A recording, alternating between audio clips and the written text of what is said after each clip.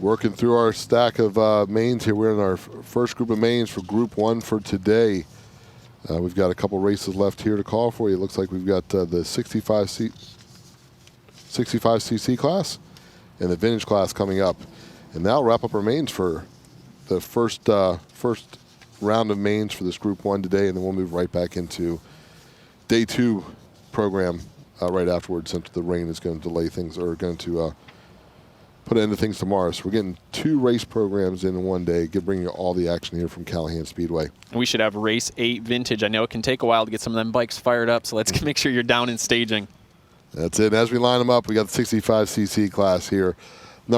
First starting point is going to be 26X of Jackson Joyner, 36 of Jackson LeBlanc, the 11 of Zegan Bach, 26 of Cory Texter, the 2 of Odin Music, 53 of Skylar Locks, the 023 of Oliver Hartley, the 22 of C.J. Harper, the 99 of Cole Peterman, 17E of Ella Nickens, the 006 of Reef Pendergrass, and the 37 of Gabriel Daddis. Gabriel Daddis, I believe that's our the young man out of that's doing their Moto America, so be interesting to see how he does in this main. Line them up. Very different, too, discipline. I mean, so much different, especially if he doesn't have a bunch of time like it sounded like he didn't. Just a good learning experience for him to be out here in ever-changing conditions, too. Like, say he does end up going off the groove, for him to be able to learn the body English and the style that it takes to try to stay up when you do make a big mistake like that, it's going to be good translating over. It definitely. Any experience you have on 2 wheels, seat time racing, gives you a broader base of knowledge. Still bringing the riders out on the track. And Cory Texter all the way in the bottom, lined up next to Odin Music. It'll be interesting how they come off the line. That's Cruz's first time he's been lower on the track, a little bit off the groove. It'll be interesting to see if he can put that Texter whole shot reputation to work here to get that first turn first. Lined up, we're getting ready to go, and it's going. That time didn't come off the line as well. Looks like the 26 of Jackson Joyner go right to point. Coming off the track just from that last race in that runner-up position, Jackson Joyner immediately grabs a big lead. The oldest rider in the field, there's another 11-year-old, Cole Peterman. We've got 7-year-old all the way to 11-year-old in this one. Yeah, covering the age range of this class, and it's a lot of talent at varying levels of ages. First laps in the book, we got the Joyner stretching out his lead. Not happy with the second. Wants to get a first place in the books here at the Throwdown. Followed by Zegan Bach running in second place, along with Odin Music in third, and the 36 of Jackson LeBlanc running around in fourth right now. Cory Texter, 7 years old, not doing too bad. Keeping them in check. Looks like he's sitting in the 5th place spot.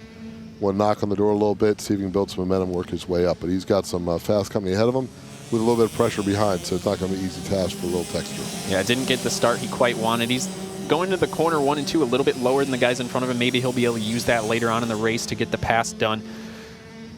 He is inching his way back up with Odin Music, though, doing a good job running around in third place there.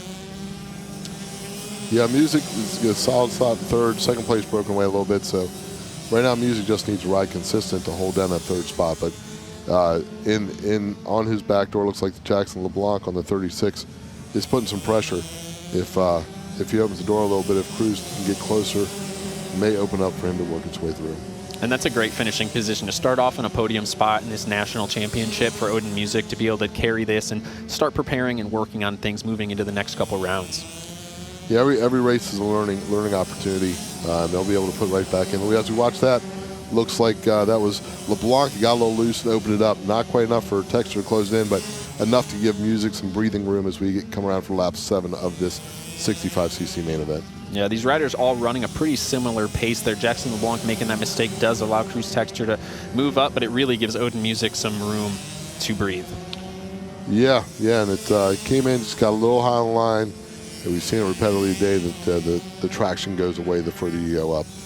He was trying to set it up to come in, lean in, and maybe try to work the high side, but traction goes away here, back end brakes a little loose. He did a good job of keeping it upright, though. It's about 6 inches. You've got 6 inches off of that groove, and then as soon as you touch the gas, that's over. So that's the kind of precision that these kids, 7 to 11 years old, and even the younger kids, the 4 or 5-year-olds, they have to bring that kind of focus into this.